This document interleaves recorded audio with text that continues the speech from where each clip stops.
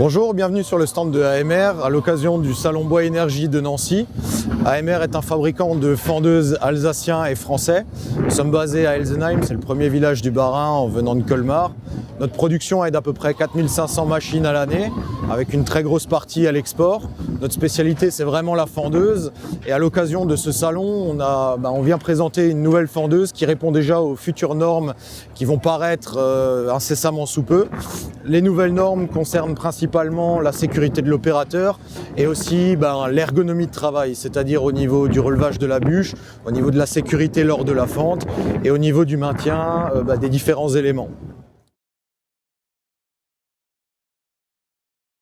Donc nous avons travaillé sur une machine qui permet en fait un espace de travail concret autour de l'aspect fente, avec une position de stockage ou à l'intérieur ou à l'extérieur. Différents éléments comme le support de SAPI qui sont de série maintenant sur cette machine, et également un dispositif de relevage de la bûche qui va devenir obligatoire et que nous avons fait breveter. Donc c'est un dispositif relativement simple qui permet à l'opérateur lambda qui en a besoin de l'utiliser très simplement, et à l'utilisateur qui n'en a pas besoin de le laisser en position haute, justement pour éviter les éclatements et que le bois saute de tous les côtés en fait. Les principaux points forts sont le fait que la plaque au sol soit une plaque pleine, découpée et encastrée à l'intérieur, puisque le bâti est ce qui travaille le plus sur une fendeuse.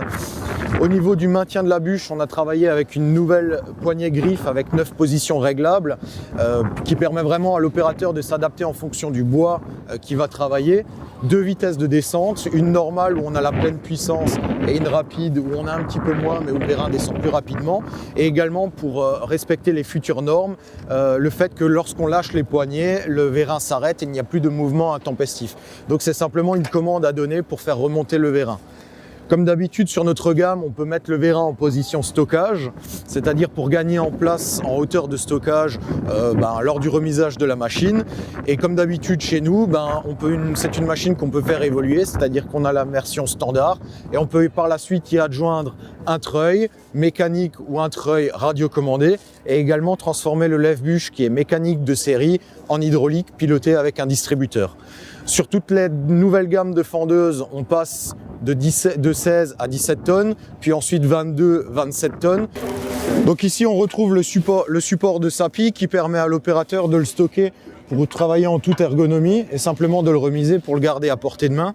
Et ici, à cet endroit-là, on retrouve donc le fameux fer plat qui permet à l'opérateur ou de le mettre à l'extérieur pour stocker le bois pour qu'un autre puisse éventuellement l'emmener sans rentrer dans la zone de travail, ou alors le placer à l'intérieur si on travaille tout seul, de façon à ce que ça ne retombe pas vers l'opérateur.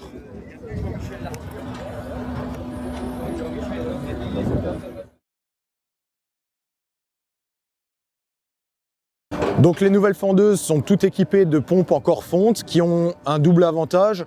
Un avantage d'être beaucoup plus silencieux pour l'opérateur au niveau des nuisances sonores, et qui permettent aussi d'avoir beaucoup plus de débit pour que des vitesses de cycle soient beaucoup plus importantes. On sait faire un petit peu tous les entraînements, c'est-à-dire que ça existe en prise d'huile, en prise de force, en électrique seul ou en combiné, prise de force plus moteur électrique, ou encore juste en hydraulique plus électrique, ou voilà.